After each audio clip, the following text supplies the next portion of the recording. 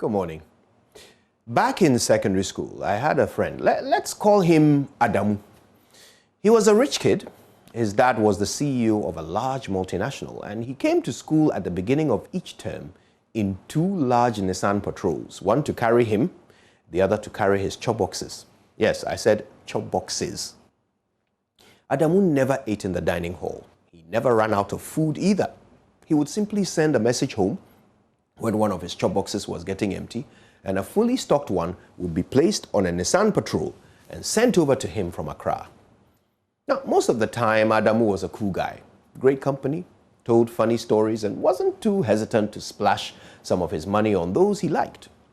He was also a bit of a snob, though. He wanted nothing to do with those he considered poor or beneath him.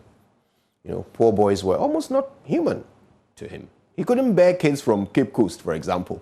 And he only made an exception for me because, in his words, I wasn't actually from Cape, because I'd, again, his words, just dropped from London, which I never quite understood because I had actually come from Wales and not London. But I played along. Why not?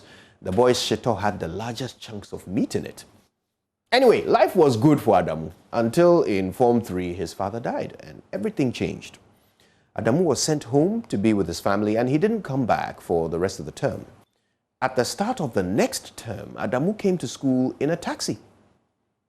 He had just one chop box and a trunk that looked exactly like everyone else's. And the boy looked so embarrassed getting out of the taxi. He spent the next few days giving various excuses for the fact that he didn't arrive in the style to which we had all become accustomed. Adamu still refused to eat in the dining hall, so it wasn't long before his single chop box was empty. No replacement chop box came. His money ran out soon after that. He borrowed some from me, and when that ran out, he borrowed some more. And then he borrowed from others and colleagues and seniors, even the Cape Coast boys he despised. Anyone who had a few cedis to spare him, so he wouldn't have to eat the substandard food served in the dining hall. Soon, Adamu was the most wretched boy in the school. He had sold everything he owned: soap, toiletries, watches, trainers, designer belts. Even his school uniforms had disappeared, except for one single set. People started to talk about him behind his back, and as his friend, I got into many fights with many people trying to defend him. Little by little, I watched helplessly as my dear friend sank lower and lower. By the end of that term, Adamu was not only eating in the dining hall, he was storing dining hall kinky to eat later. The following term, Adamu did not return to school, and I never saw him again.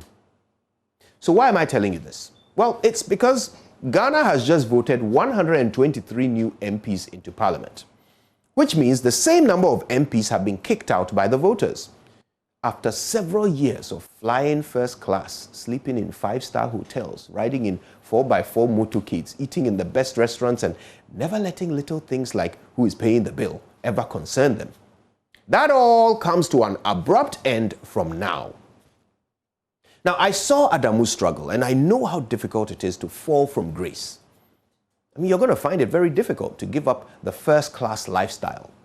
The people in your family, your community, will all expect you to keep doing the same things you were doing while you were in Parliament. You will keep flying first class. You will keep riding in the back seat of that petrol-guzzling V8. You will keep riding those money-guzzling university girls. You will keep doing all the things you used to do, except that this time, you will be paying for it out of your own pocket. Now, I know how good the ex gratia looks right now, but trust me, if you have been living on our taxes for all these years and you never learned how to generate any of the money you were spending, then even $1 million will eventually run out. And then you will start the slippery slope into wretchedness. Please, my dear friend, don't let this happen to you. Regardless of people's expectations of you, your lifestyle will have to change because your fellow Ghanaians are no longer paying for it. Losing your job is bad enough. Don't lose your self-respect with it. Now, I tell you this because I care about you. You've served in a position of dignity for all this time. The position has ended, but don't let the dignity end with it. My name is Kojo Yankson, and on behalf of Ghana, I thank you all for your service. Good morning, Ghana.